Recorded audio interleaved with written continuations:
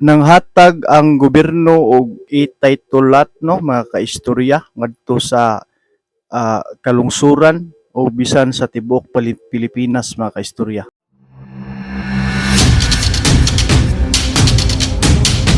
So may adlaw no sab kanato mga kaistorya niya sa karon no sa atong reaction vlog nga atong pagbuhatan og reaksyon kabahin niining ato ang mga panghitabo no sa atong nasod.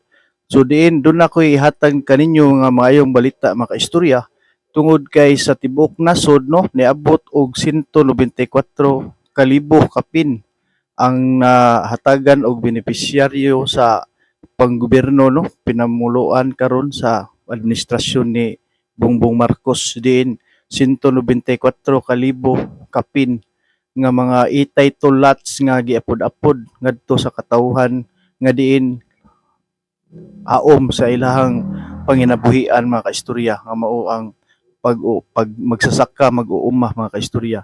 So kining website nga akong basahon mga kaistorya kining dire sa DAR, Department of Agrarian Reform. So ang giingon diri mga kaistorya mao nga ang momentum in distribution of land titles accelerates after significant increase in number under PBBM administration. So ang giingon diri mga kaistorya nga the momentum to increase agricultural productivity is gaining more ground as the generation and distribution of individualized and new land titles accelerated after President Ferdinand Bongbong Marcos Jr. assumed office on July 1, 2022. So sa diha nga paglingkod gyud sa presidente nga si Bongbong Marcos mga kaistorya no iya gyud gipasiguro no ang pag-apod-apod sa mga title lots. So kini nga mga balita mga kaistorya atong nakita nga bag-o ni sa ato ang panglantaw no wa ni makita sa uban nga kanhi nga mga presidente nga nang labay mga kaistorya gikan pa sa panahon bisan sa iyang amahan sa una ug hantod ni Tatay Digong mga kaistorya no. So walay pag-apod-apod ug paghatag no sa kining titulo sa yuta mga kaistorya.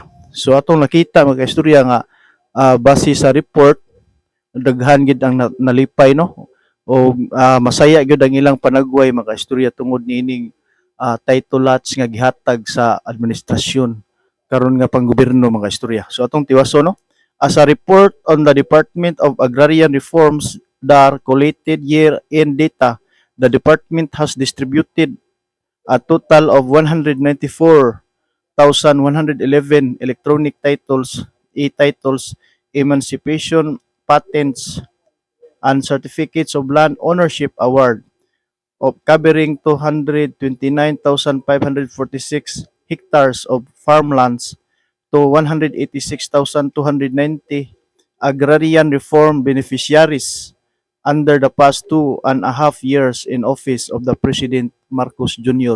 So nindot kay mga kaistorya no. So nakita ginato karon nga administrasyon nga mayong balita gyud no. So ang nahitabuan ni mga kaistorya mao nga alang adtong mga nakadawat niini sa atong mga kaigsuonan nga mga Pilipino nga magsasaka nalipay gid sila no. Pero subo lang palandungon mga kaistorya tungod kay ang atong sab nga isig ka Pilipino doon lagi sila ibato no. Doon lagi sila ilabay nga mga bati nga mga labi nang gitawag og fake news mga kaistorya. So apan kining video na sab nga akong ihatag kaninyo mga kaistorya ato ning tan-awon kay mao gini siya ang ebidensya nga atong ihatag kaninyo diin media gini siya sa panggobyerno kining PTV networks mga kaistorya. So mao ni nga report nga akong ipakita kaninyo mga kaistorya atong tan-awon. Umabot na sa 194,111 ang mga titulong na ibigay sa mahigit 186,000 na mga benepisyaryo sa ilalim ng Marcos administration. Ito ang ipinagmalaki ng Department of Agrarian Reform sa kanilang panayam sa programang Bagong Pilipinas Ngayon.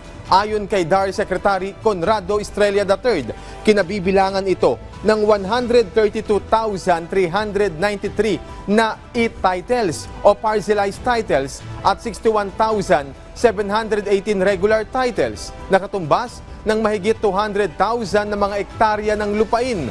Sa kabuuan, ipinagmalaki rin ng kalihim ang nasa mahigit 200,000 na certificates of condonation and release of mortgage na kanilang naibigay sa 188,000 na mahigit na mga benepisyaryo na nagkakahalaga ng mahigit 10 bilyong piso. So grabe kay mga kaistorya no, base sa report no, 194,111 ka mga tao, ka mga beneficiaries ang nakadawat no.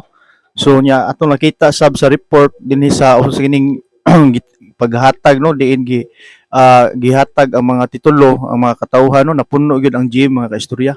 So nini nga balita mga kaistorya, good news gini siya no, alang sa matag ka Pilipino nga nakadawat niini. So kayuhan kini alang sa tanan nga mga magsasaka kay mao ni ang usapod sa rason no nganong medyo mahal-mahal sa bang atong palitonon no, labi ning bugas o kining mga gulay no, mga utanon mga kaistorya. Nya kini sa gibuhat sa administrasyon karon nga paghatag sa posible ni siya no nga mo medyo ubos-ubos lang gini ang atong paglantaw ani mga kaistorya, tingali no mo ubos-ubos ni tungod ining paghatag og mga titulo kay ilahan naman ni mga kaistorya, wala naman sila mabahinan sa ilahang mga budget no. So personal na gid nila nga mga yuta nga ilang dawat nila gihatag gid nila sa ilahang kaugalingon mga kaistorya. So good news kini siya mga kaistorya no. So atong padayonon og tan-aw mga kaistorya. Gate ni Estrella, malaking tulong ito dahil magagamit na ng mga magsasaka at kanilang mga pamilya ang pera na sana'y pambayad ng utang sa mas importante na pangangailangan.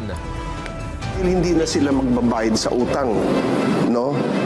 Yung kanilang kikitain, pwede na nilang gamitin para sa personal na pangangailangan nila. Katulad halimbawa ng tuition fee ng mga anak nila o di kaya pang pagamot nila, no?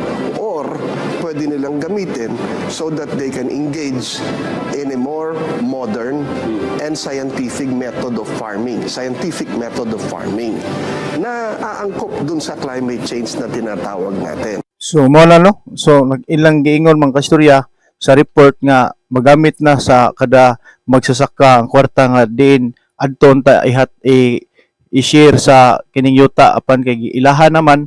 So madawat na gid bulto na gid sa ilang kaugalingon nga bulsa mga kaistorya. So lain na sab ni nga good news kuno alang sa panggobyerno karon sa atuang nasod.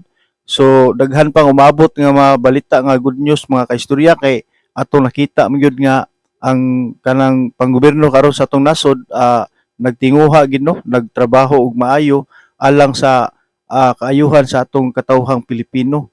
Nya nakita sa nato ang daghang mga ayuda, mga kuan, pero subo lang sab no. Sad to say mga kaistorya nga ang kontra usab no, ang kining mo against gid no sa panggobyerno sa Pilipinas, muhatag mubato gid og mga dautan mga kaistorya. Base sa atong nakita na dungog no sa pamalantaraan mga kaistorya o bisan dinhi sa social media. So mao rin ni siya akong ihatag nga reaction nga vlog mga kaistorya. Susunod na sab nga video nga vlog akong ihatag padayon lang ta. So kung katong wala pa ka subscribe sa akong YouTube channel ug sa akong Facebook account Brian Inihaw Kaistorya TV, follow na mo Kaistorya ug sa akong YouTube channel. Like may adlaw kanato mga kaistorya.